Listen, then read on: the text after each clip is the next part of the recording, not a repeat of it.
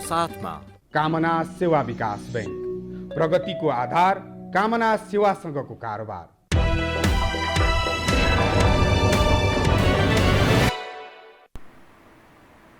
नमस्कार, यो बसमा म यहाँहरूलाई हार्दिक स्वागत गर्दछु।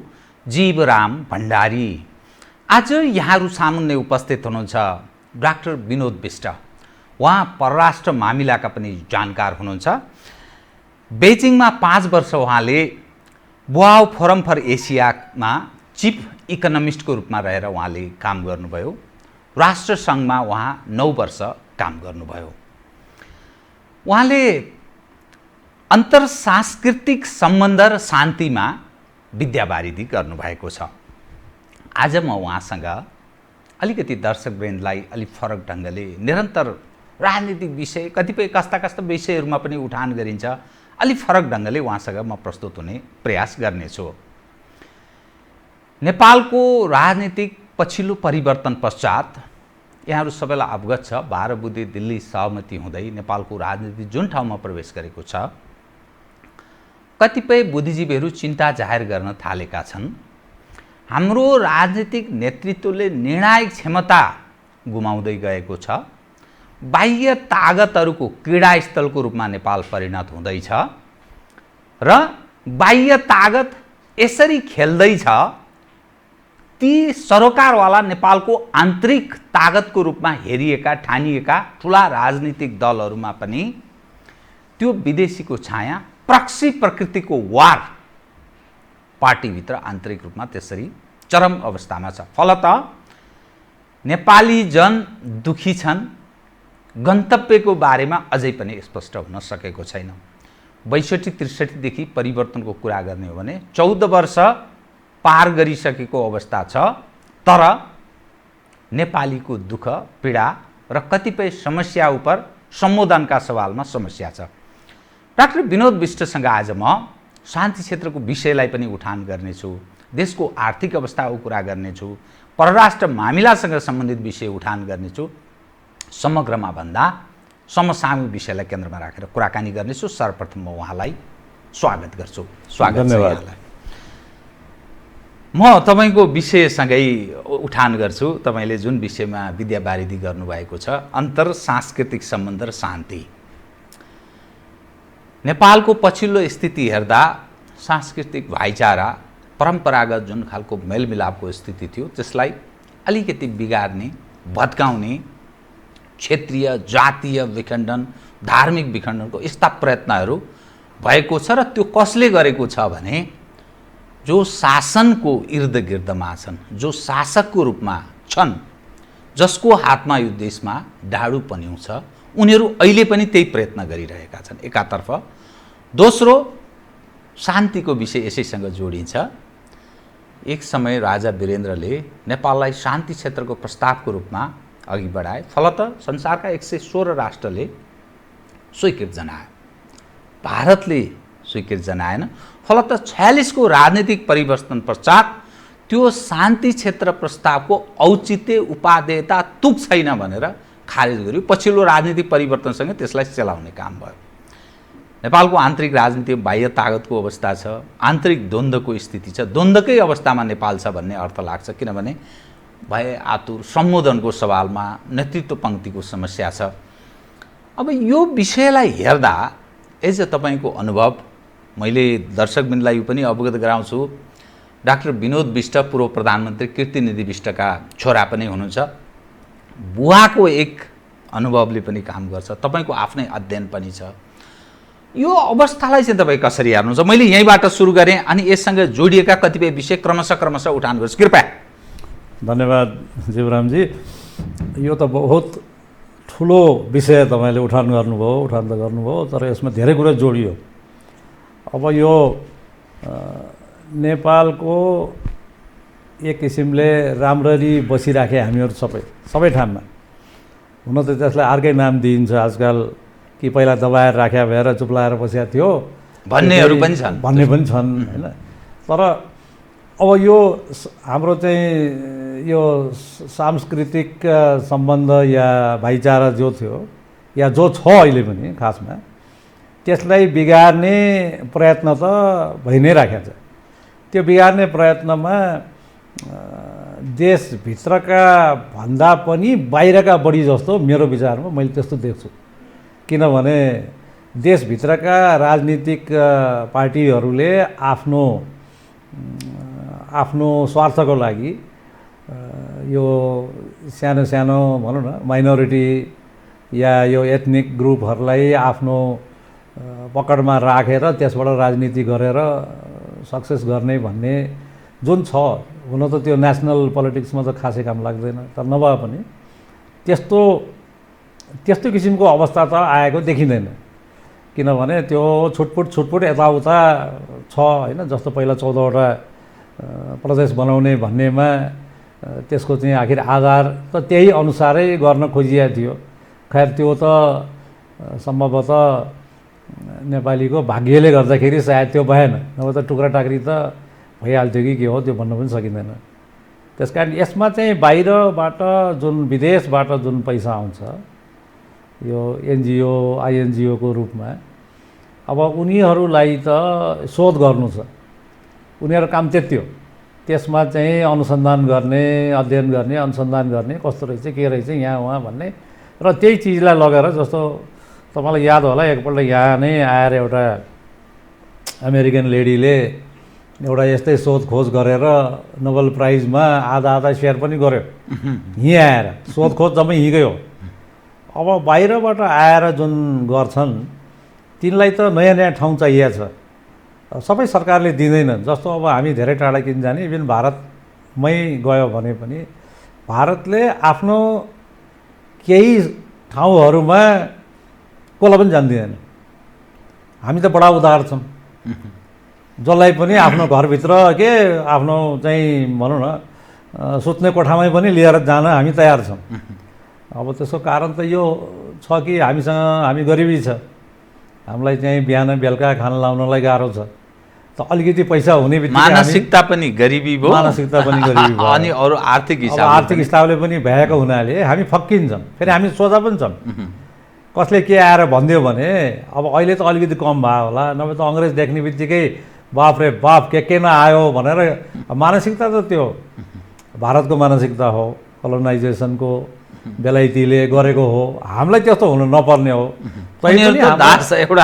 शासकहरू त्यति बेलाकाहरूले गर्दाखेरि त्यो त्यसरी भएर आयो हो। अब शान्तिको तपाईँ कुरा गर्नुहुन्छ भने अहिलेसम्म खासै बिग्रिएको छैन। मान्छेले अब ठिक छ, अब यसो भएन उसो भएन भन्ने त जाँदै छ। अब त्यो अमेरिकादेखि लिएर नेपालसम्म यो कोरोनाको काम ठिक भएन भन्ने त अब त्यही विषयमा म एक दुईजना साथीभाइसँग यसो कुरा गर्दाखेरि के भन्थेँ भने यो स्वास्थ्य व्यवस्था भने के हो भने कुनै पनि मुलुक, त्यो त अहिले उसले देखायो नि त, युरोप अमेरिकाले देखायो कि जस्तो हामीहरू एउटा भन्ने चलन थियो कि स्ट्यान्ड बाई जेनेरेटर भन्छौँ नि। अब यस्तो बत्ती झट्ट गयो भने त्यो जेनेरेटरले काम गरेर बत्ती हाल्छ भने जस्तो कुनै पनि त्यस्तो किसिमको अवस्थामा एउटा जेनेरेटर होला, दुईवटा होला, तर संयौँ त हुँदैन। यो जसरी आयो यो कोरोना कोभिड-19 भन्ने, त्यसलाई सम्हाल्नको लागि कुनै पनि राष्ट्र सक्षम देखिएन। ढिलो चाँडो हारकै कुरा हो। प्रबन्धन कसले राम्ररी गर्यो कसले गरेन त्यसको लेखाजोखा त पछि होला। अब भारतमा पनि त अब सुरुमा त बडा भयावह देखाएको थियो। मान्छे हिँड्दै मरेका बच्चाहरू, ठुला मान्छेहरू यताउता, त्यो पनि थियो। यहाँ पनि सायद त्यही अवस्था होला। त्यस कारण चाहिँ यो यो यो प्रबन्धन गर्न सक्ने नसक्ने अलगै कुरा हो, तर सरकारले त्यसमा कति ध्यान पुर्याएन भन्ने कुरा जाँच्न जरुरी छ। अब कहिले जाँच्ने त भन्दाखेरि अहिले त सकेसम्म मान्छेलाई चाहिँ मर्न कम दिने या मर्न नदिने, सकेसम्म उपचार गर्ने, बाहिर मान्छेलाई चाहिँ यतिकै चाहिँ राखिदिएर दुःख दिने, जसको कारणबाट अहिलेसम्म हाम्रो अर्थतन्त्र टिकिराखेको छ। अब तिनलाई पनि आउन नदिने, यसो गर्ने उसो गर्ने भने बहुत फेरि हाम्रो मानसिकता पनि ठिक भएन, हाम्रो समाज पनि विकसित हुन सकेन। त अभिभावकीय भूमिका सरकारले निर्वाह गर्ने, समाज थप रूपान्तरित हुनु पर्यो। अब जस्तो सामाजिक चाहिँ अलिकति चाहिँ एउटा छोटोपना भन्नु पर्यो। पहिला सुरुमा चीनबाट आउने स्टुडेन्ट र चाहिँ डाक्टरहरूलाई ल्याउने बेलामा भक्तपुरमा हाम्रै दाजुभाइ दिदीबहिनीहरूले अलगै क्षेत्र त भएको छैन त्यो अहिलेसम्म। त्यसले चाहिँ के भन्यो भने हामी आउनु दिँदैन, हामीलाई सर्छ भने हामीलाई डर छ, तिनीहरूलाई हामी राख्दैन भने, त्यहाँ क्वारेन्टाइनमा राख्ने भन्ने। त्यो सबभन्दा सुरुवात त्यहाँ भयो। अब त्यसपछि आएर अहिले पनि अस्ति त्यो डाक्टर चाहिँ त्यहाँ यो कोरोनाको काम गर्ने डाक्टरलाई त्यहाँ आउँदाखेरि त्यसलाई चाहिँ हुलदङ्गा गरेर लाठीमुढा गरेर गऱ्यो भन्ने खबर आयो। यो भने के भने समाजमा सहिष्णुताको त कुरै छोडिदिउँ, भाइचारा पनि रहेन। अब समाज कस्तो भइदियो भनेदेखि त्यो समाजको भित्र एक किसिमले अघि तपाईँले भने प्रश्न यसमा जोडिन्छ। यो चाहिँ जुन भनौँ न अब यो सामाजिक भित्रको अब यो के भन्छ त्यसलाई अब एथनिक या रिलिजियस जातीय क्षेत्रीय यी सबै कुरा त भाइचाराको सम्बन्धलाई बिगार्नु त यो त अगाडि सर्यो। तर त्यसको पनि भित्र गएर अब के भइदियो भने ग्रुपमा गयो, ग्रुपिजममा गयो। त्यो गएको हुनाले समाज भने कसरी हुनुपर्छ भन्ने कुरा यो हामीले बिर्स्यौँ। अब हामी के भयो भनेदेखि चाहिँ घर थुनेर बस्ने, कोठा थुनेर बस्ने, कोही आउला भनेर डराउने, आयो भने त्यसलाई धक्का दिएर निकाल्ने। अब त्यो त मानवता होइन नि त, नेपालीपन त हुँदै होइन कुनै हालत पनि। त्यस कारण गरेर हामीले सिकेको त्यो होइन, हामीले पूर्वजहरूले कुनै हालत पनि सिकेका होइन। अब शान्ति त अहिलेसम्म छ, हेर्नु जतिसुकै कुरा गरे पनि जसले गरे पनि शान्ति छ, नभए होइन। अब नभए त तपाईँ हामी अहिले यसरी आउनै सक्दैन, कसरी आउँछ? ती हुलदङ्गा भएर, सिभिल राइट्स भएर, तपाईँको अराजकता फैलिएर यो त धेरै नै नराम्रो भयावह स्थिति हुनुपर्ने। अहिले जुन किसिमको चाहिँ प्रबन्धन, जुन किसिमको व्यवस्थापन, जुन किसिमको मान्छेलाई चाहिँ अगाडि हेर्नलाई के छ त, अब हामी के छ त, अब अरू 10 वर्ष बाँच्दाखेरि हामीले के गर्न पाउँछ, अथवा हाम्रो सन्ततिले के गर्न सक्छन्, के गर्न सक्दैनन् भन्ने किसिमको कुनै उनै भएन। त्यो चाहिँ तपाईँको दृष्टिकोणमा नि ठिकै विषय तपाईँले सम्बोधन गर्ने प्रयास गर्दै हुनुहुन्छ। व्यवस्थापनको सिस्टमलाई अलग छोडिदिउँ, सिस्टम यो हुन्छ, त्यो आउला, भोलि अर्को आउला, अलग छँदैछ, संविधान पनि बनाउला। तर अहिले चलेको अवस्था हेर्दा व्यवस्थापन उप तपाईँको कस्तो, तपाईँको के धारणा छ? किन मैले यो विषय उठान गरेको भने उद्योग बन्द भएका कतिपय उद्योगहरू 46 पछि धमाधम कौडीको मूल्यमा बेचियो, मानिसहरू सबै विदेशमा काम गर्न रोजगारीका लागि जान बाध्य छन्। 70 लाख नेपाली, झन्डै 3 करोडको हाराहारीमा रहेको नेपालीमा 70 लाख युवा जनशक्ति विदेशमा काम गर्छन् भने यो देशको अवस्था कस्तो छ त्यो यसै अनुमान गर्न सकिन्छ। एकातर्फ बेरोजगारी बढेको छ, उद्योग धन्दा, व्यापार व्यवसाय सब चौपट छ। राजनीतिक नेतृत्व पङ्क्ति अहिले पनि हिजोसम्म किन विकास भएन भन्दा अस्थिर सरकार भयो, बहुमत भएन, त्यसले विकास हुन दिएन, राज संस्था थियो, नारायण हिटीले बर्बाद गर्यो, त्यो पनि भनिन्थ्यो नि। अब अहिले त्यो स्थिति पनि छैन। अब अहिले कि दिल्लीलाई एक रङ्गले आक्षेप आउँछ कि बेजिङ या अमेरिका असहयोग गर्यो, अनि यी आफै रणाकोमा छन्। के को रणाकोमा भन्दा बाहिरबाट हामीले हेर्दा प्रक्सी प्रकृतिको देखिन्छ। यिनका कोही कसैको आबद्धता कोतिर, कसैको आबद्धता कोतिर। त अब न विकास भएको छ, न रोजगारीको अवसर सृजना भएको छ, न कुनै गतिलो भरपर्दो नेतृत्व। आहा यसले चाहिँ त गर्ला नि, ल ठिक छ, यो त 80-90 पुग्न लाग्यो, अर्थात् यसले धेरै पटक खायो, यो सिद्धिएला, अर्को आउला। त्यो अर्को पनि कुनै आस्थाको सेन्टरको रूपमा विकास नभएको छ, भएको देखिँदैन, विकल्प पनि त्यस्तो देखिँदैन। अनि यो व्यवस्थापनसँगै जोडिन्छ। यो विषयलाई चाहिँ कसरी हेर्ने बताइदिनुहोस् त। ल अब यसमा म पनि अब एक किसिमले नयाँ किसिमको अनुसन्धानकर्ता भई खाएर आजकल चाहिँ सोच राख्दाखेरि एकैपल्ट जे देखिन्छ त्यसैमा चाहिँ टिका टिप्पणी गर्ने छोडेँ मैले पनि। यो जुन आम उसमा चल्छ त्यसमा चाहिँ नहुने। अब यसको चाहिँ अङ्ग्रेजले रुट कज भन्छ। अब त्यस्तै यसको चाहिँ मूल जरो कहाँ हो त भनेर जरो समाउने प्रयासमा चिन्तन त भइरहन्छ नि त। कुरा गरौँ नगरौँ त्यो अर्कै कुरा हो। जड समस्या हो। जड समस्या के हो त भन्दाखेरि मेरो विचारमा हालको नेपालमा जुन कम्युनिस्ट पार्टीको शासन छ, कम्युनिस्ट पार्टीले यो क्यापिटलिजम अन्तर्गत इकोनोमी चल्छ, संसारभरि नै चलेको छ। इभन चाइनाले पनि यो चाहिँ क्यापिटलिजम विथ चाइनिज क्यारेक्टरिस्टिक्स भन्दै गरेर आखिर उसले पनि जुन चाहिँ प्रगति गर्यो त्यो त क्यापिटलिजम विथ चाइनिज क्यारेक्टरिस्टिक्स भनेर गर्यो।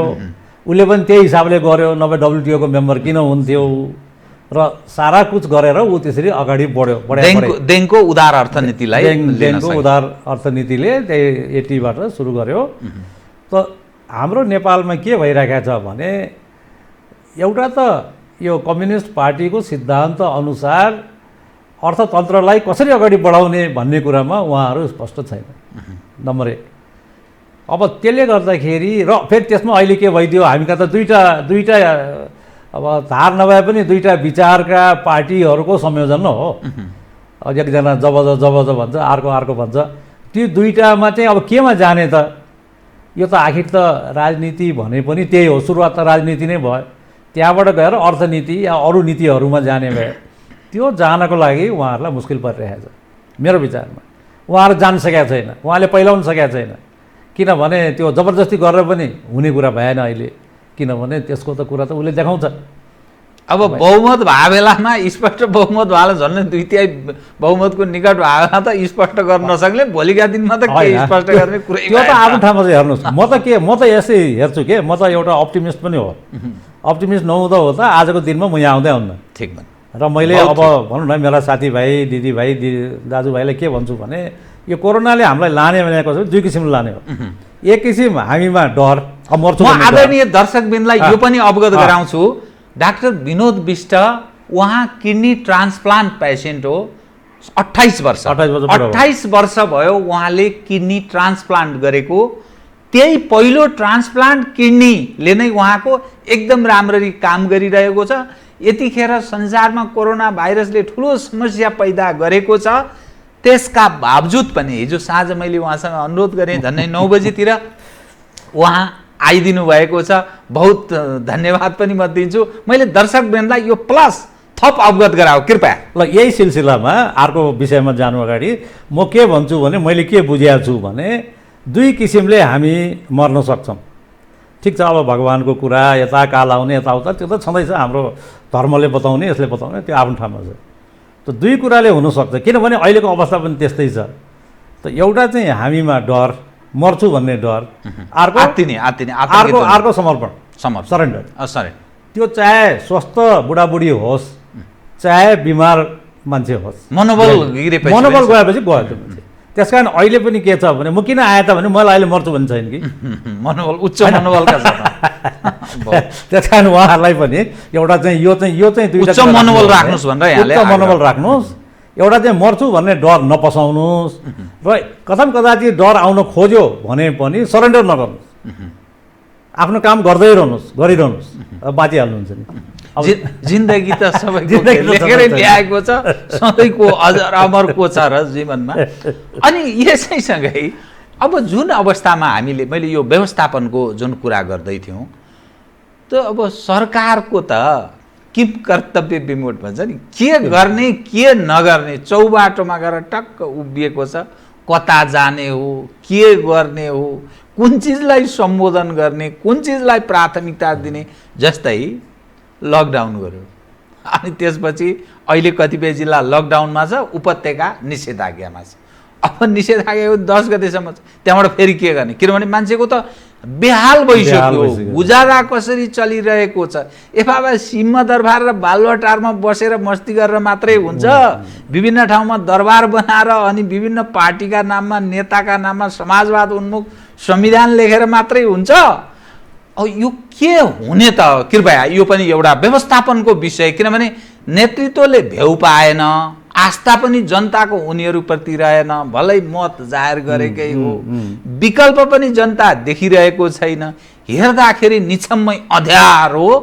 ए बाबा को होला, के होला, को आउला, कसले गरिदेला, अभिभावक त्यस्तो कहीँ न कहीँ खोजिरहेछ मान्छेले। यो पक्षलाई कसरी हेर्नु भएको छ? अब यसको मैले अघि भने नि म आफै पनि अप्टिमिस्ट मान्छे भए हुनाले हर समस्यामा म चाहिँ साँच्चै आफ्नै हृदय देखाउने, त्यसमा चाहिँ मैले अपर्च्युनिटी देख्छु हर समस्यामा। आजको नेपाल अझ योभन्दा खराब हुन सक्थ्यो भन्छु म, किनभने जुन किसिमले कम्युनिस्ट पोलिसी कम्युनिस्ट आइडियोलोजी र कम्युनिस्ट गभर्मेन्टलाई चित्रण भएको छ र हामीले पनि पढ्दै आएका छौँ। त्यसमा के छ भने उनीहरूको टेन्डेन्सी चाहिँ अथोरिटेरियन तर्फ जाने भन्ने छ हो। र डेमोक्रेट्स सो कल डेमोक्रेट्स, अब यहाँ नेपालमा त डेमोक्रेट छ कि छैन थाहा छैन, त डेमोक्रेट्सहरूले पनि त्यही नै भन्दै आएको, कसैलाई पनि दिँदाखेरि विचार गर है यो हाम्रो चाहिँ प्रजातन्त्र चाहिँ खतम हुन्छ भनेर, निरङ्कुशतातर्फ अब त्यसको लागि त मेरो विचारमा हामीले प्रचण्डजीलाई धन्यवाद दिनै पर्यो। किन भन्दाखेरि उहाँको कारणले गर्दाखेरि पनि ओलीजी यदि निरङ्कुशतातर्फ जाने विचार थियो उहाँको भने जान पाएन, किन उहाँले रोक्यो भनेपछि अपोजिसन पार्टी त अहिले एक किसिमले भन्ने हो भने नेपालमा छँदै छैन, भर्चुअली छैन भने त्यही पार्टीभित्रको एक ठुलो ग्रुपले जे पाए उयो त गर्नु नदिने भयो नि त। प्रतिपक्षको भूमिका सत्तारूढ दलभित्रैबाट खेलियो, यो त राम्रो कुरा हो। यो मेरो विचारमा भर्खर हामीले चाहिँ भनौँ न गणतन्त्रको चाहिँ अभ्यास सुरु गर्ने बेलामा यस्तो किसिमको यो उत्पन्न हुनु, ओलीको चरित्रलाई नथी लाउनलाई प्रचण्डजीहरूले भूमिका निर्वाह गरे। भन्नेको मतलब के भयो भने आफ्नै उहाँहरूको कम्युनिस्ट पार्टीभित्रैलाई पनि एउटा ब्यालेन्समा लिएर जान्छ कि भन्ने आशा त जाग्यो, अरू आशा छोडिदियो। अघि जुन तपाईँले भन्नुभयो अरू आशा छैन। डाक्टर विनोद विष्ट एकदम अप्टिमिस्टिक आशावादी भएको हुनाले धेरै निराशाको कुरा किन गर्ने। ठिक छ, होइन यो कुरालाई तपाईँले पनि सोच्नु होला र हाम्रा साथीभाइले पनि सोध्लान्, किनभनेदेखि यो त सत्य कुरा हो नि त। नभए त अहिले ओलीजीलाई कहिले रोक्नु? 2/3 मतले भएको प्रधानमन्त्री, सबै ठाउँमा भएको प्रधानमन्त्री, उहाँले त जे भए पनि गर्दै हिँडेको हुन्थ्यो नि त, कसले रोक्ने उहाँलाई? उहाँलाई त संविधानले दिए अधिकार प्रयोग गर्ने नै हो भन्दाखेरि एउटा कुरा यो भइदियो। त अब व्यवस्थापनपट्टिको जुन कुरा गरेँ मैले, व्यवस्थापन त सबै ठाउँमा भद्रगोलै छ, तर यहाँ चाहिँ हामी कहाँ चाहिँ जुन अखबारमा पढिन्छ, जुन औषधि मूलो किन्दाखेरि पनि बदमासी, यो इन्स्टिट्युसनलाइज करप्सन भन्छौँ हामी। अब अघि तपाईँले मेरो बुवाको पनि नाम लिइहाल्नु हो, त्यस कारण त्यो जोड दिइहालौँ। त उहाँसँग बसेर उहाँको सहवासमा मैले के पाएँ भने इमान्दारी र राष्ट्रवाद, यो दुईवटा कुरा। उहाँले त्यो छवि वास्तवमा त्यो अमिट छाप छोडेरै जानुभयो। कृतिनिधि विष्टको देशभक्त इमान्दार नेता, उहाँले त्यो छोडेर गएको छवि नै हो। त्यो अहिले पनि मानिस चर्चा गर्छन्, वास्तवमा ठुलो पुँजी रहेछ त्यो चाहिँ। त्यही इमान्दारिताले गर्दाखेरि पनि मेरो चाहिँ कुनै पनि जहाँ मैले काम गर्दै गएँ त्यो ठाउँमा मेरो एक किसिमले म चाहिँ अपस्टार्ट भन्छ नि, अलिकति चाहिँ अप्ठ्यारो मान्छे भन्छ नि, म चाहिँ अप्ठ्यारै ठहरेँ। किन तपाईँ त्यही बुवाको अनुयायी हुने प्रयास गर्नुहुन्छ? त्यहाँ होइन, प्रयास त गरे होइन, अब त्यो भित्रै भएर आयो कि। अनि एकजना मेरो साथीले भन्थे प्रसङ्ग बस, तिमी मान्छे काम लाग्दैन भने, राम्रै मिल्ने साथीले, किनभने आफ पनि खाँदैन अरूलाई पनि खाँदैन हो। होइन, जहाँ काम गरेँ जहिले गरेँ, म त त्यो 45 सालमा त उसमा थिएँ नि त, नेसनल ट्रेडिङ लिमिटेडको जिएमै थिएँ म त्यति टाइममा, होइन। तर यो के आयो भने, तर इमान्दारिता भने यस्तो पुँजी रहेछ। अब अरू कुरा त तपाईँलाई के भनौँ, यति वर्ष जस्तो बाँच्दै आएपछि त्यसको महत्त्व थाहा पाउँदै जाने रहेछ। मैले त एउटै कुरा हेर्छु, जो मान्छे बेइमान छ कर्मले या यो घुसखोरी या घुसखोरी नगरे पनि भित्रभित्र बदमासी, अर्कालाई लडाउने पढाउने, उनको सन्तानहरूको उन्नति भएको मैले कम देखाएको छु। बहुत ठिक, बहुत कम देखाएको, बहुत ठिक सन्देश दिनु। अब हामीलाई के आनन्द छ भनेदेखि चाहिँ भाइ छोराछोरीहरूले त कमसेकम बदमासी गर्दैन, अरू गर्दैन, अब नाम बिक्ने नबिक्ने भने त नामै कति छ र के बिक्ने भन्छ नि, इज्जत भएन, इज्जत बेइज्जत गर्ने भने, होइन। त्यो हिसाबले हेर्दाखेरि चाहिँ मेरो विचारमा जुन अब तपाईँ पनि मै जस्तो ठान्छु, जुन इमान्दारी साथ आफ्नो कामलाई पूजा भनेकै आफ्नो काम, वर्क इज वर्सिप भन्छ नि, त्यो हिसाबले चल्ने मान्छेहरूलाई चाहिँ हामीले त्यो गर्न पायो भने हामी सुखी आनन्द हुने, त्यो गर्न पाएन भने छटपट हुने, के गर्ने भन्ने हुने। त्यो किसिमको एउटा चाहिँ स्वभावको पनि कुरा आयो। बेइमानको कमाई हरामको आर्जन भन्छ नि, त्यो हरामको आर्जनले सन्ततिलाई पनि पिर्छ, आफू त त्यो उँभो लाग्यो, उसको चरित्रै बिग्रिसकेको हुन्छ, परिवारजन अन्ततोगत त्यो नाश हुन्छ, नाशवान हुन्छ भन्ने। त्यो सही कुरा हो।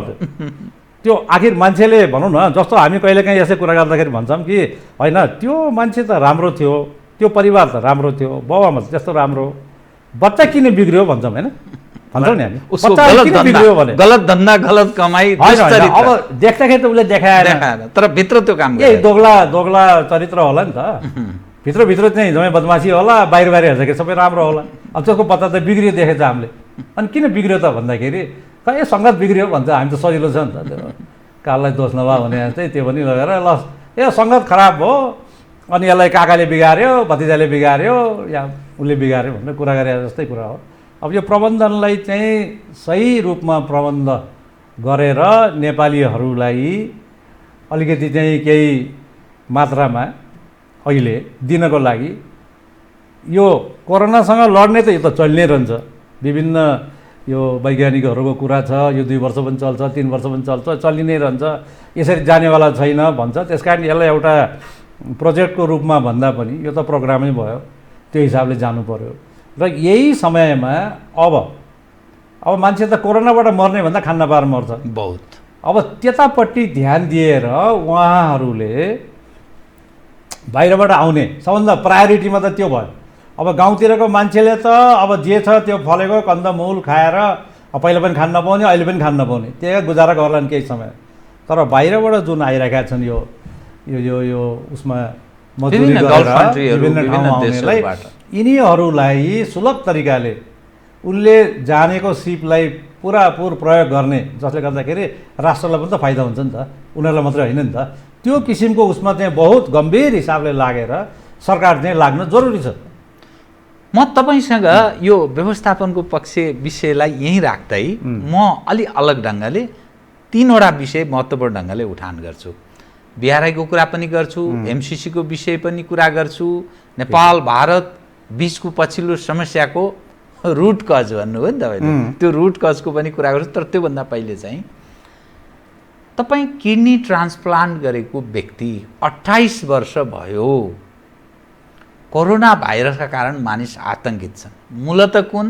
दमका रोगी, सुगरका रोगी, किडनी ट्रान्सप्लान्ट गरेका मानिस अनि अरू विभिन्न रोग व्याधि उमेर पाएको भएका 70 वर्ष नागेका, तपाईँ 71 वर्षको भइसक्नुभयो, 70 वर्ष नागेका विभिन्न एन्टिबायोटिकहरू ग्रहण गर्ने मानिस चाहिँ त्यसका लागि यो खतरनाक छ भनेर भनिन्छ।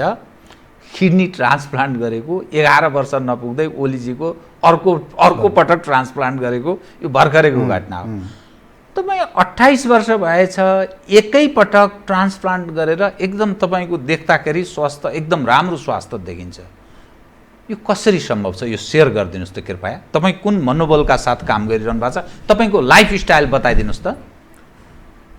लाइफस्टाइल त हेर्नुहोस् म अलिकति बागी प्रकृतिको व्यक्ति पनि हो, मतलब चाहिँ आफैमा यो सोसाइटल नर्म्समा अथवा यो एडभाइस भन्दा अलिकति अब उपर बुजुर्ग भने पनि हुन्छ, यहाँ भन्छ नि बाल बुजुर्ग भन्छ भने जस्तै मैले खानपिन केही छोडेको छैन। हेर्नुहोस्, तपाईँ पताउनुहुन्न, मैले केही छोडेको छैन, सबै केही छोडेको छैन। तर यो त गलत मेसेज हुनसक्छ, किनभने डाक्टरले भन्छ यो नगर यो नगर यो नगर यो नगर यो नगर है।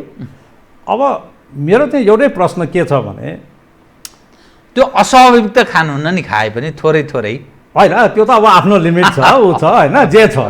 तर के भने म खानपिनमा मैले बार नै गरेको छैन। मेरो चाहिँ सिधा हिसाब के छ भने यदि म आफूलाई बिरामी ठान्दिनँ नि त, बहुत। यदि हामी बिरामी हो भने हामी अस्पतालको शैय्याबाट बाहिरै निस्किन नसक्ने मान्छे मात्रै बिरामी हो। किनभने उसलाई डाक्टरको सहयोग, नर्सको सहयोग नभइकन उसले चला गर्न सक्दैन, ओखति त्यसलाई खानिदिनु पर्यो, बाहिर निस्किन सक्दैन, के गर्न सक्दैन, त्यस्तो मान्छे मात्रै बिरामी हो। अस्पताल गएर चाहे काटकुट गरेर आऊ, चाहे ओखति खाएर जे गर, घरमा आएर घरमा बस्ने, परिवारसँग यताउता गर्ने, कुरा गर्ने, खानापिना गर्ने, तल माथि गर्ने मान्छे कसरी बिरामी हुन्छ? त्यो बिरामी भयो। बहुत। यो चाहिँ एउटा हाम्रो मित्रले भन्थ्यो सिम्पथी थ्योरी भन्थ्यो कि, उसले चाहिँ त्यो अरूसँग चाहिँ धेरै हामी मध्येमा पनि छ, 50% होला, म बिरामी छु भनेर त्यसलाई क्यापिटलाइज गर्ने कि, त्यही चिजलाई अगाडि सार्यो अनि सबले ऊ दिन्छ, उसलाई संवेदना अथवा चाहिँ संवेदना त नभनौँ, उसलाई चाहिँ सहयोग गर्छ, ऊ गर्छ भन्ने किसिमको सोच राख्छ, सहानुभूति प्रकट गर्छ भन्ने कुरा हो। तर त्यो चाहिँ त अब अहिलेको जमानामा कसैलाई फुर्सद पनि छैन। अगाडि भन्यो भने पनि कति कराइरहन्छ यो मुला काम न काजको त्यस्ता मुला त हामीलाई पनि भएको छ भन्ने होइन भनिहाल्छ नि त्यो त सही कुरा त त्यो हो नि त मनोबल उच्च राख्ने र स्वाभाविक ढङ्गले बिरामी छु भन्ने कुनै त्यस्तो मनोबल उच्च राख्नको लागि तपाईँ केही न केही काममा लाग्नुपर्छ के मनोबल यसै मनोबल हुँदैन चुप्लाएर बसिराख्यो भने त्यो अब केही न केही काम गरि नाम लिउँ हाम्रो चाहिँ गिरिजा प्रसादजीको पनि नाम लिउँ उहाँले के भन्थ्यो भने idle mind is devil's workshop भन्थ्यो भन् त अर्काले भने हो तर उहाँलाई पनि यो खुब मन परेछ त्यो अङ्ग्रेजी 2-4वटा मात्रै बोल्ने हो अध्ययन हुनु पर्यो idle mind is devil's workshop भन्थे कुरा त्यो तपाईँ एक्लै बसिरहनु भयो र केही पनि चिन्तन तपाईँको भएन भने तपाईँलाई त यसले गाँज्ने हो नि त यस्तै यस्तै नचाहिने कुराले गाँज्ने हुन्छ त्यस कारण चाहिँ त्यसबाट आफू टाढा हुनको लागि केही न केही काममा तपाईँ लागिरहनुहोस् निरन्तर लागिरहनुहोस् अब अहिले तपाईँ पत्ताउनुहोस् नपत्ताउनुहोस् म अलिकति भाषा अलिअलि पढिरहेको छु गरौँ के त भाषा होइन 24 घन्टा छ नि त दिनमा कुन भाषा अब त्यो चिनिया भाषा पढौँ भनेर चिनिया भाषामा लागेको छु चिनिया भाषा अब मैले त्यो सिकेन पहिला अब त्यो फरममा उहाँ बस्दा पनि तपाईँले त्यो होइन म त अब अङ्ग्रेजीकै हिसाबमा त्यहाँ बसेँ होइन अब त्यो बाहिरको मान्छे उसले 3-4वटा मात्रै ल्याएको थियो अनि त्यहाँ अङ्ग्रेजीमा उनीहरूलाई सपोर्ट गरिदिने भनेर बस्या हो अब मलाई त्यो मेरो त्यो बेलाको हाकिम मलाई मन परेन त्यो अघि पनि कुरा आउँछ कि म यति स्वतन्त्र छु कि त्यो हाकिम मन नपर्ने बित्तिकै मलाई त्यो भाषा मन परेन बम्बईमा म पढेँ पहिला त्यो 60s आर्किटेक्चर पढ्न जाँदाखेरि त्यहाँको चाहिँ त्यो मराठी मध्येको त्यो जुन मास्टर थियो त्यो मास्टरको चाहिँ तालमाल देखेर मलाई मराठी पढ्नु मन लागेन छोडिदिनु छोडिदिनु अब म यहाँसँग नि यहाँ चाहिँ बोआओ फोरम फर एसियाको चिफ इकोनोमिस्ट है अब तपाईँको दृष्टिकोणमा नेपालको आर्थिक अवस्था डावाडोल छ चीन आर्थिक हिसाबले संसारको 1 नम्बरमा प्रवेश गर्न लाग्यो कि अमेरिका र चीन बीच प्रतिस्पर्धा छ संसारको सबभन्दा शक्तिशाली को हुने भन्ने हाम्रो छिमेकी देश छ चीन बेल्ट रोड इनिसिएटिभको नाममा नेपालमा जे जति कमिटमेन्ट गर्यौँ हस्ताक्षर गर्यौँ तर हामीले काम अगाडि बढाउन सकेनौँ त्यसको पछाडिको कारण या त दक्षिण या पश्चिम आएर भनेर भनिन्छ यो अवस्थालाई चीन नेपालको विकासको सवालमा कति सहयोगी हुन सक्छ 3 करोड पपुलेसन पनि हाम्रो खास छैन भन्दा पनि हुन्छ धेरैजसो मानिस विदेशमा बस्छन् अनि चीनले प्राथमिकताका आधारमा नेपाललाई साँचो मानेमा सहयोग गर्ने सम्भावना कतिको तपाईँ देख्नुहुन्छ अब यो BRI सँगै जोडिन्छ BRI को कुरा गर्दाखेरि BRI मा कतिले त यतिसम्म भन्छ कि हाम्रो सरकारी अड्डा अदालतहरूमा धेरैजना व्यक्तिहरू चाहिँ कसैको पेरोलमा छ भन्छ मैले त्यसैले त्यो अङ्ग्रेजी हिसाब गरे हाम्रो ओपन सेक्रेटरी भन्छन् नेपालमा अब राजनीतिक मानिस अनि प्रशासनिक सुरक्षासँग सम्बन्धित म चाहिँ त्यति सजिलोसित लिन्न म चाहिँ लिन्न होइन अब त्यो अब अलिकति अप्ठ्यारै नै प्रकृति भयो नि त त्यति सजिलोसित उसले भन्यो भन्दै मैले मानिहाल्ने पर्ने जरुरी छैन भन्ने किसिमको सोच भयो अर्को चाहिँ बाहिरबाट पनि प्रेसर भएर नेतृत्व तहका मान्छेहरूले पनि अलिकति त्यसलाई लाराङमाराङ गर्यो अब यति कुरा के आयो भने यो त एउटा मौका हो नि त यो त ठुलो मौका पाएको नेपालले आफूले केही नगरिकन भारत पनि त्यसरी विकसित हुनु एकै टाइममा चीन पनि त्यसरी हुनु भने त नेपाल बिचमा बसेर दुवैतिर चाहिँ सम्बन्धलाई राम्रो बनाएर हिँडेको खण्डमा त नेपाल मुला यति सानो ठाउँलाई त के नै चाहिएको थियो र त अहिले त्यो BRI-लाई मेरो विचारमा त यिनीहरूले अगाडि बढाउनै पर्छ यहाँ नाटक धेरै छ कि नेपालमा नाटक धेरै छ एउटा BRI-को के भनेर 2-4 जना व्यापारीहरू राखेर एउटा के संस्था बनायो तिनले BRI हेर्ने भने यहाँ कस्तो हुन्छ भने त्यो अर्को ठगी धन्दा सुरु भयो होला अब खै त्यो त के गर्ने थाहा छैन तर मलाई के लाग्छ भने यदि व्यापारीले नै राष्ट्र सेवा गरेर राष्ट्र उत्थान गर्ने हो भने यी राजनीतिवाला किन चाहियो यो सरकारी कर्मचारी किन चाहियो कोही पनि चाहिएन नि उनलाई नै जम्मै ठेक्का दिए भइगयो ल तपाईँहरू आउनु तपाईँहरू गर्नुहोस् भनेर गरे त हुन्छ नि त व्यापारीको काम पनि व्यापार बढाउने हो व्यापार बढाए बापत उनले केही मान्छेलाई रोजगारी दिने भन्ने उहाँहरूले उ गर्छ एकपल्ट त कतिसम्म भयो भने हाम्रो यहाँको अहिले पनि छन् उनी एकपल्ट यो प्रचण्डजीहरूको त्यो स्ट्राइक भएर व्यापार गर्न नदिनेमा अब हामी ट्याक्सै तिर्दैन भनेर उनी कराए। उनी के थिए त्यो बेलामा एफएनसिसिआईको प्रेसिडेन्ट।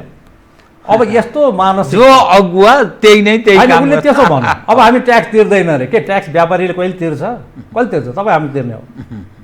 यो त उपभोक्ताले तिर्ने हो। ट्याक्स भने कसले तिर्छ? व्यापारीले तिर्छ। उसलाई त सरकारले 1 रुपियाँ बढाइदियो भने उसले 1 रुपियाँ थपेर हामीसँग लिने हो नि त।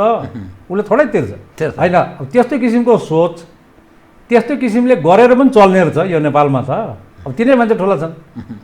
अब के छ भने बिआरआईलाई साँच्चीकै सरकारले एउटा संयन्त्रै खडा गर्नुपर्छ। यो केरकेटी खेल्ने अहिलेसम्म त्यो गम्भीरता देखिएन, गम्भीरता देख्दिन त होइन। परराष्ट्र मन्त्रालय भित्रबाट गर्छ, यसो गर्छ उस गर्छ भन्छ। परराष्ट्र मन्त्रालय यत्रो छ, त्यसले अब यो भारतको चाहिँ लिम्फिया धुराको चाहिँ टाउको दुखाउने हो कि अथवा यो बिआरआईको गर्ने हो कि अथवा चाहिँ यो चाहिँ एमसिसीको गर्ने हो कि के गर्ने हो? मान्छे त त्यहाँ 4 जना न छ जम्मा। त आँखा नदेख्नेले हात्ती छामे जस्तो भएछ यो एकदम सबै। कहाँ के हो, कानलाई के भन्छ, खुट्टोलाई के भने एकदमै। बिआरआईमा यदि हामी हेर्नुहोस् है, अब चीनसँगको पनि मैले अस्ति नै पनि एकपल्ट भनेको थिएँ, कुन ठाउँमा भने मैले त्यो याद छैन। त चीनलाई पनि अलिकति मनमा चाहिँ के भयो भने त्यही हाम्रो त्यो ट्रान्जिटको थियो नि, यो व्यापार र पारवाहनको जो त्यो पारवहनको चाहिँ जुन सन्धि गऱ्यौँ हामीले, यो एग्रिमेन्ट गऱ्यौँ, त्यो एग्रिमेन्टलाई चाहिँ ऱ्याटिफाई पूर्व गर्नुपर्ने कामहरू अल्मलियो। त्यो 1-1.5 वर्ष अल्मलियो। मैले एक किसिमले ओलीजीलाई खासैमा मैले अहिले सपोर्ट गर्ने कारण के भने त्यो कारण व्यापार र पारवाहनको सम्झौता र सन्धि गराए भनेर। पछि चल्ला व्यापार भने ठुलो कुरा भने ट्रान्जिटै गर्नाले हामी ल्यान्डलकबाट ल्यान्ड लिङ्क्ड भयो भनेर भन्छ। अहिले चिनियाले पनि त्यही भन्छ के अरे ल्यान्ड लिङ्क्ड भयो भनेर भन्छ। त्यो ठुलो कुरा हो। तर त्यसलाई थप कार्यान्वयनमा लैजान त्यस अनुरूपको काम केही भयो? अर्कै कुरा हो नि त्यो। तर के भने नेपाललाई आजको दिनमा नेपालको 2टा छिमेकी राष्ट्रहरूसँग स्वतन्त्र पारवहन र व्यापार गर्नको लागि बाटो त खोलेछ त। अब त्यो बाटोलाई कहिले बनाउने? यो पुस्ताले बनाउने कि अर्को पुस्ताले बनाउने कि कसले? त्यो इतिहासमा रह्यो, त्यो राम्रो काम भयो। भोलिका दिनमा एउटा उहाँले प्रधानमन्त्री कालमा गरेको त्यो एउटा काममै उहाँलाई श्रेय जान्छ। कसले गर्यो त? कुरा त जे गरे पनि हुन्छ नि। मैले गर्थेँ, उसले गर्थे, यसो गर्थेँ भने त्यसरी त कुरा हुँदैन नि त। यो चाहिँ उपलब्धिपूर्ण हो। त्यो एकदमै महाउपलब्धिपूर्ण हो। अनि यो बिआरआईको थप केही कामको कुरो केही बुझ्नुहुन्छ तपाईँ? केही भएको जस्तो लाग्छ कि के छ यो? अथवा कार्यान्वयनतर्फ उन्मुख हुँदैन भन्ने तपाईँको ठम्याइ हो? होइन, कार्यान्वयन त हुन्छ, यो कार्यान्वयन त हुन्छ। तर के भने चिनियाको इन्ट्रेस्ट कम भएर गएछ। अहिले त फेरि चिनियालाई पनि चिनिया इन्ट्रेस्ट किन कम भयो? के अर्को अप्सनहरू के? होइन, चिनियाको इन्ट्रेस्ट यो त यस्तै हो नि, ब्याङ्क जस्तै त भयो नि। ब्याङ्कले पैसा राख्छ, तपाईँसँग कमिटमेन्ट चार्ज लिन्छ, तपाईँलाई लोन दिने भनेर तपाईँले यति बेलासम्म लिऊ भन्छ। तपाईँ लिनु भएन भने उसले पैसा त त्यतिकै राख्दैन नि त, पैसा त खेलाउनु पऱ्यो उसले, अनि अर्कोलाई दिन्छ। अब हामीभन्दा बेटर जो हुन्छ उसलाई दिन्छ उसले। अब हामीलाई किन अहिलेसम्म टिकेर बसिएको छ भने हामी उसको नजिकको मित्र। फेरि अब हाम्रो चाहिँ भनौँ न, हामीलाई चाहिँ ट्रान्जिट बनाउने भनेर हाम्रो पूर्व प्रधानमन्त्री सबै कराए, हामी ट्रान्जिट भनेर। ट्रान्जिट भने के भने चीन र भारत बिचको पुलको रूपमा काम गर्ने न हो, अरू केही ट्रान्जिट हुन्छ यहाँ। त त्यसको लागि पनि उनको इन्ट्रेस्ट छ। भारत त ठुलो मार्केट छ उनको लागि। त भारतलाई केन्द्रमा राखेर उनीहरू त्यो विषयलाई पक्का कुरा। निश्चय नेपाल चाहिँ सेन्टरमा पर्दैन, केही छैन नेपालमा त खासै। तर के भने नेपाल अनस्टेबल भइदियो, नेपालको स्थिरता डगमगायो भने त भनेपछि चिनियाहरूलाई काहीँ न काहीँ अविश्वासको अवस्था पनि छ। भलै यो कम्युनिस्टको सरकार अब ओलीजीलाई दक्षिणबाट चाहिँ यो उत्तरतिर ढल्क्यो कि अब हामीलाई धोका दिएर भन्ने पनि छन्। अब यो विषयलाई चाहिँ कसरी यसलाई कसरी हेर्नुपर्छ भने अस्ति पनि मलाई यही प्रश्न सोधिएको थियो। त्यही कुरा दोहोऱ्याउने बाहेक त अरू गर्ने कुरा छैन। एउटा रमाइलो कुरा के भन्छु तपाईँलाई भने एकपल्ट म त्यो संयुक्त राष्ट्रसङ्घमा हुँदाखेरि एउटा अस्ट्रियाको एम्बेसडर पर्मानेन्ट रिप्रेजेन्टेटिभ आउँथ्यो, सधैँ त्यही कुरा बोल्थ्यो। के बोल्थ्यो भने मतलब चाहिँ हामी चाहिँ यसो गर्छौँ एउटा संस्था त्यहाँबाट हट्नेवाला थियो कि त्यो सोसल किसिमको संस्था चाहिँ अस्ट्रियाबाट हटाएर अरू ठाउँ पठाउने भन्ने त्यहाँ युएनमा चलिरहेको थियो। अब खेल त अरूले चलाएका होला, तर ऊ हरचोटि हर मिटिङमा आउँथ्यो, त्यही 4 लाइन बोल्थ्यो, हिँड्थ्यो, के बोल्थेन अरू। बडा मलाई पनि यसले चाहिँ सोच्न पारे भए यो मान्छे खालि त्यति मात्रै बोल्छ, नजानेर त होइन, नबुझेर पनि होइन भनेपछि सर्टेन कुराहरू तपाईँ हामीले पनि जो ठिक हो त्यसलाई दोहोऱ्याउनै पर्ने रहेछ। आज दोहोऱ्याउनुहोस्, भोलि दोहोऱ्याउनुहोस्, पर्सि दोहोऱ्याउनुहोस्। त्यसैले त्यो बिआरआईको कुरामा पनि के हो भने चिनियाले पनि हामीलाई माया गर्ने पनि एउटा लिमिट हुन्छ नि त। बाउले पनि छोरालाई माया गर्ने एउटा सर्टेन लिमिट हुन्छ। र केही न केही स्वार्थ पनि केही न केही स्वार्थ त भइहाल्छ। अब त्यसैले चाहिँ चाइनिजहरूमा अलिकति शङ्का के मानेमा शङ्का भयो भने नेपालीले दोस्ती छोड्छ भन्ने होइन, नेपालीको काम गर्ने क्षमता के हो। नेपालीले त सबै लगेर दिए पनि काम गर्दैन बा। अब हामी भन्छौँ नि त्यो एउटा चाहिँ प्लेटमा ल्याएर ल खाऊ भनेर सबै बनाएर ल्याउँदाखेरि पनि नखाने मान्छे पऱ्यो भने त अप्ठ्यारो पर्यो नि त, कसरी खाँदैन त्यसलाई। त्यही घोडालाई चाहिँ पानीसम्म लाने, पानी त आफैले खानुपर्छ भन्ने जस्तो कुरा। त्यस कारण उनीहरूलाई चाहिँ अब हामीले यसलाई सक्दो चाँडो यसलाई चाहिँ मेन्ट गर्नु पऱ्यो, भने मतलब त्यसलाई सुधार्नु पऱ्यो। तर के भने चाइनालाई टेकन फर ग्रान्टेड गरेर पनि हुँदैन के, आखिर त यस्तो छ। अर्को कुरा के छ, फेरि ठुला राष्ट्रहरूको चलखेल अहिले भइराखेको छ। ठुला भने चाइना र भारत, उनीहरूको ठुलो उद्देश्य छ, उनीहरूको ठुलो समस्या छ, उनीहरूको ठुलो सोच छ। त्यसको लागि चाइना या भारत या दुबईले नेपाललाई साइडलाइन गर्ने केही पनि गाह्रो छैन। त्यस कारण यो कुरा नेपालीले बुझ्नु पऱ्यो, हाम्रो नेतृत्वले त्यो क्षमता यो राख्नु बुझ्नु पऱ्यो। र नेपालमा कस्तो छ भने अब यो समय घर्किन सक्छ, समयमै चाँडै यसको गरिहाल्नु पर्यो र अन्यत्र विस्तार जान्छ। र एउटा अर्को त्यो पनि अब आज यस्तै यो डेफिनेसन र अर्थ्याउने किसिमको मिटिङ भयो हुनाले हाम्रो यहाँ के भने सबैजना अब सो कल्डै भन्छु म, यो विज्ञहरूले कथित विज्ञहरूले के भन्छ भने foreign policy is an extension of domestic policy भन्यो। त्यतिसम्म त सबैले बुझेछ होइन। पहिला हाम्रो त्यो उहरूले यदुनाथ खनालहरूले पनि उनका उसमा पनि त्यही लेखेको छ, एक्सटेन्सन अफ डोमेस्टिक पोलिसी हो त्यो हो। तर फेरि त्यो उद्गमस्थल कहाँ हो त, फेरि डोमेस्टिक पोलिसी भने क्या हो। जस्तो तपाईँले आफूलाई बुझ्नु पऱ्यो सबभन्दा पहिला, अनि मसँग प्रश्न गर्नु पऱ्यो, मैले पनि आफूलाई बुझ्नु पऱ्यो, त्यो अनुसार जवाब दिनु पऱ्यो। भने के भने पहिला नेपाल भने क्या हो त्यो बुझ्नु पर्ने कि नपर्ने, नेपालको तागत के छ, नेपालको कमजोरी के छ, नेपालको समस्या के छ, नेपालको अपर्च्युनिटी के छ, त्यो त राम्रोसित अध्ययन भएको छैन। कहाँ भएको छ त्यो त्यो त्यो प्लानिङ कमिसनले 4वटा रिपोर्ट बनाउँदैमा या अर्कोले चाहिँ एउटा चाहिँ कार्यदलले के बनाउँदैमा थोरै हुन्छ त्यसले भन्दाखेरि त्यो नहुँदाखेरि हाम्रो भारतसँग पनि समस्या उब्जिया हो र चीनसँग पनि अहिलेको नयाँ समस्याको कुरा गरेँ है मैले। त चीनले काहीँ न काहीँ शङ्काको दृष्टिकोणले हेरेको छ हाम्रो राजनीतिक नेतृत्वलाई, अनि यो अलि अविश्वसनीय छ, कहिले यता कहिले उता भन्ने, त उनीहरू एउटा भरपर्दो मित्र को हुन सक्छ भन्ने सायद कतै कतै त्यो मस्तिष्कमा नि राखेको हुन सक्लान् होइन। त्यसैले त ओलीजीलाई सपोर्ट गरे भन्छु म, त गरे गएर यहाँको चाहिँ उसले चाहिँ त्यो भरपर्दो हुन सक्छ कि भनेर। तर त्यो अलि ढलपल भयो होइन अहिले पछिल्लो स्थिति हेर्दा। पछिल्लो स्थितिमा त त्यसमा त खासै फरक आएको छैन, किनभने बिहारै अगाडि बढेकै छैन। बिहारै अगाडि नबढे अब हो कागज त बनाइरहन्छ, कागज मात्रै बनाएर पुगेर बिहारै अगाडि नबढेको हुनाले उनीहरूमाथि काहीँ न काहीँ चिनियाहरूले शङ्का गर्न थाले हाम्रो राजनीतिक नेतृत्वलाई। अनि अब यो मिलेनियम च्यालेन्ज कर्पोरेसन यो 50 करोड डलरको यहाँ रणाको मचिया छ। नेकपा विभाजित छ, देशका सारा अपोजिसन एमसिसी पास गर्नुपर्छ भन्छ, मुलुकै विभाजित जस्तो छ। यो के हो? यो मैले के नबुझ्या भने अहिलेसम्म अब एउटा त त्यही मौका पाएर पनि अलिकति खुल्यो होला भनौँ न, त्यो संयुक्त राष्ट्र सङ्घमा काम गर्ने या अरू ठाउँमा काम गर्ने मौका पाएर पनि होला। एउटा के नबुझ्या भने कुनै पनि मुलुकले अन्तर्राष्ट्रिय या द्विपक्षीय सम्झौता गरेको हो, त्यो सरकार र सरकारको बिचमा सम्झौता हुन्छ कि त संविधानले नै त्यसलाई लेख्नु पर्यो कि यस्तो किसिमको सम्झौता गर्दाखेरि तिमीले संसदबाट लिनुपर्छ भन्ने, जस्तो पानीको केसमा होइन त्यो छ।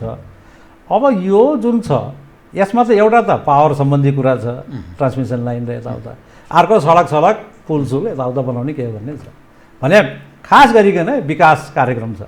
त्यो विकास प्राकृतिक साधन र स्रोतसँग सम्बन्धित विषय नै होइन, खासै छैन। अब टच त गर्छ होइन, जहाँबाट चाहिँ त्यो तपाईँको चाहिँ ट्रान्समिसन लाइन जान्छ त्यहाँ त सडक त भइहाल्छ, तर खासै त्यहाँ प्राकृतिक स्रोत भनेर जुन हामीले डिफाइन गरेको छ त्यो अनुसार होइन भने अब यो त सरकारको प्रेरोगेटिभ हो।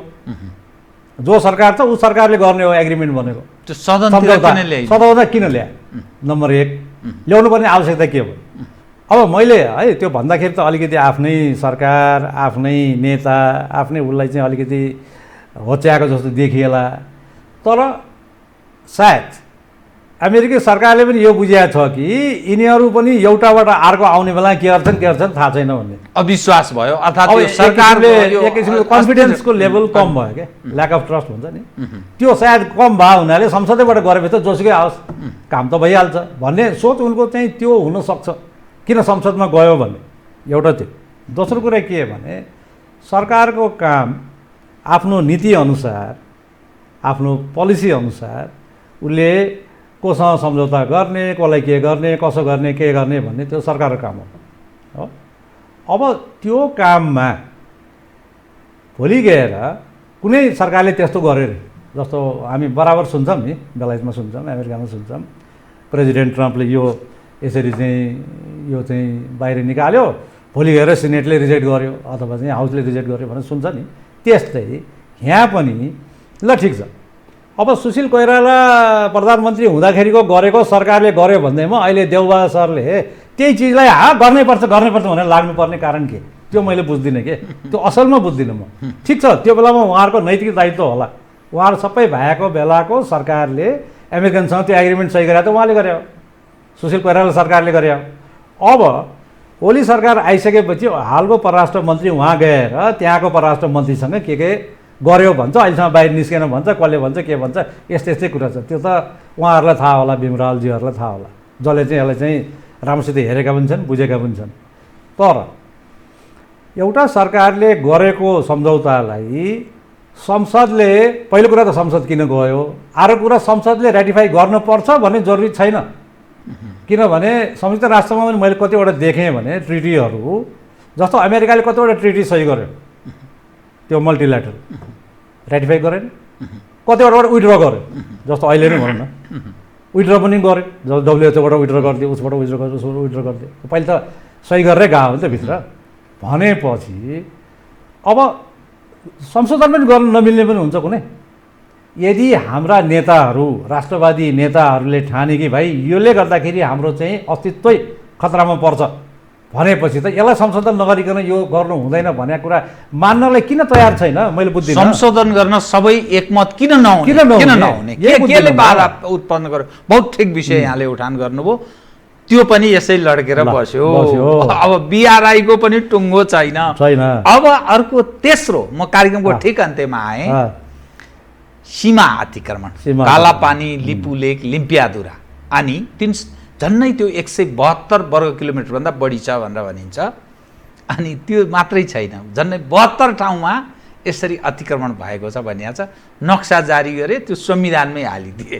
अब त्यो राष्ट्रिय सभा र प्रतिनिधि सभाबाट पास मात्रै गरेर राखिदिएको भए भोलि हुन्थ्यो, तर त्यो अब हालि नै दिए, नक्सै सहित हालिदिए।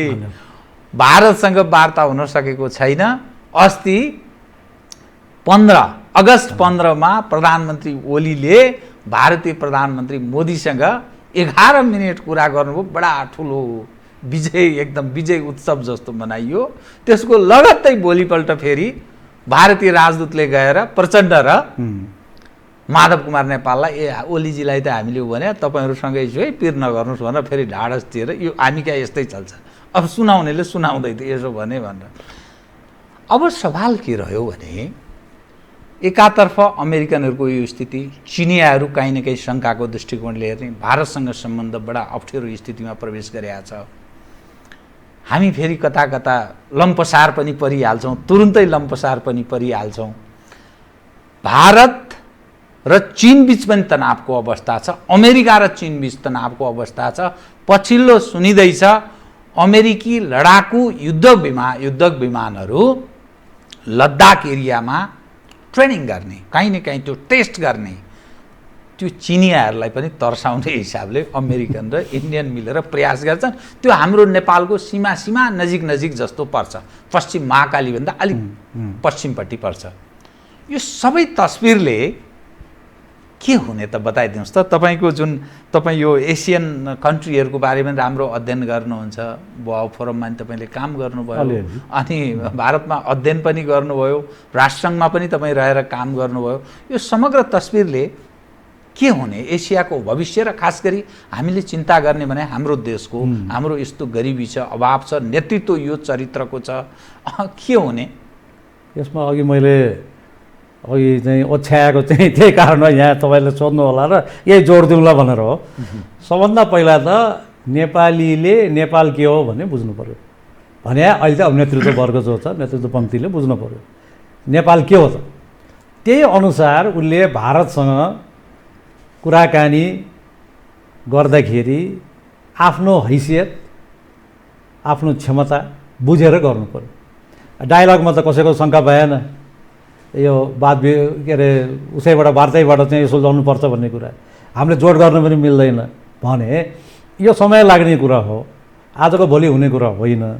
त्यसकारण चाहिँ यो सीमा विवादको कुरा जुन अस्ति पनि सचिव स्तरीय उसमा पनि के भन्छ त्यो जुमिङमा गरे भनेर खबरमा छ, त्यो चाहिँ बिस्तार एउटा वातावरण बनाऊ भने उसले भारतको पछिल्लो के आयो भने हाम्रो नक्सा निस्किसकेपछि नेपालले वातावरण बनाउनु पर्छ भनेर उहाँको परराष्ट्र मन्त्रालयको एउटा विज्ञप्ति निस्क्यो। अब वातावरण के हो त वातावरण भने खै बुझ्न प्रयास भयो। हाम्रा मान्छेले भारतीयहरूसँग कुरा गरेर तपाईँहरूले वातावरण नेपालले बनाऊ भनेको के हो त त्यो बुझ्ने प्रयास किन नभएको।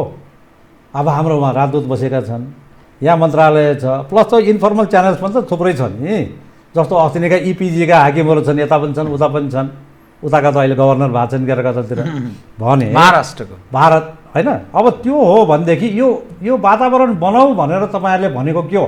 उसले त वार्ता त गरिदिनु त भनेन कि त भन्नु पऱ्यो तिमीले वाहियात कुरा गर्छौ, ल तिमीसँग हामी कुरा गर्दैन जा भन्नु पऱ्यो, त्यो त भनेको छैन। उसले त्यो भने फर्स्ट आधिकारिक चाहिँ विज्ञप्ति निस्केको त्यही हो, यहाँबाट नक्सा पुरा चाहिँ उ गरेर आइसकेपछि भने हामीले बुझ्नु पऱ्यो नि त उसले के खोज्या हो। त्यसमध्येमा यति कुरा हामीले गर्न सक्छ, यो कुरा हामीले गर्न सक्दैन भनेर हर कुरामा तपाईँको त्यसलाई बाइसेक्ट ट्राइसेक्ट डाइसेक्ट जे गर्नुपर्ने हो त्यो गरेर ल है हाम्रो उद्देश्य हाम्रो राष्ट्रिय स्वार्थको लागि यो गऱ्यो भने ठिक छ, यो हामी राष्ट्रिय स्वार्थभन्दा बाहिर जान्छौँ गर्न सक्दैनौँ भनेर उनीहरूसँग बसेर कुरा गर्नु पऱ्यो नि त। यो बिग्रिन्छ बिग्रिँदैन हेर्नुहोस्, न भारतले नेपाल छोड्न सक्छ न नेपालले भारत छोड्न सक्छ, यो दुईवटा छ मात्र बस्ने हो। यो मर्मको कुरा चाहिँ यसलाई चाहिँ मनन असली कुरा यो हो। हाम्रो नेतृत्वले यसलाई धेरै अलमल नगर समयमै सुल्झाऊ। हस्, धन्यवाद छ यहाँ मेरो पनि मौका दिनुभयो, धन्यवाद। बहुत धन्यवाद। आदरणीय दर्शकवृन्द, उहाँ हुनुहुन्थ्यो डाक्टर विनोद बिष्ट, परराष्ट्र मामिलाका पनि जानकार, समसामयिक विषयमा केन्द्रित भएर गरिएको कुराकानी। म सहित मेरो सम्पूर्ण युनिटलाई कार्यक्रमबाट बिदा दिनुहोस्, तर यो हो टेलिभिजन हेर्दै रहनुहोला। नमस्कार।